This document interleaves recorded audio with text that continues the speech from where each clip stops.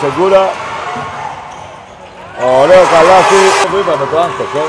Μαργέλη τώρα φεύγει μπροστά η Γιαννούδη. Μόνη της. Και σκοράρει για το 12. Επίσης για τον χρόνο. Και άλλο τρίποντο. Άστοχο. Πολύ άστοχα τα κόντια του χρόνου. Έχουν πολύ χαμηλή συγκομιδή. Παίρνει το pick and roll. Συμμαρκάρεται. Καλή άμυνα. Πάρα πολύ καλή άμυνα. Βρέθηκε στις 8 καλύτερες ομάδες Ευρωλίγκα. Περίδες.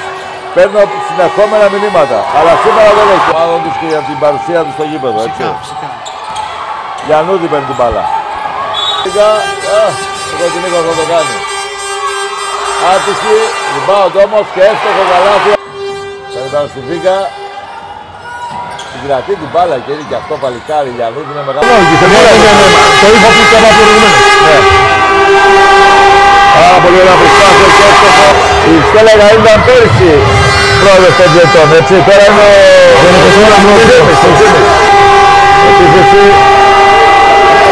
Γιαννούδη. Με διακός εύστοχο.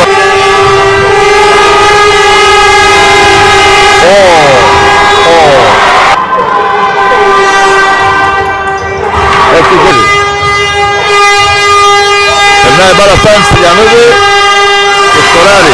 Βέβαια. Στο κύπελο, στο τελικό του κύπελο. Στην Νίκαια, καλά το θυμάμαι. Στην Νίκαια, ναι. Φανταστικό. Και θυμίζουμε ότι ήταν και στη μία μηδή, έτσι. Ο Μαντίγκα και δίνει μακρινή πάσα στην ασθενειά του. Μέχρι μέσα δεν την πάει διαφορά, αλλά παίρνει η Γιαννούδη όχι.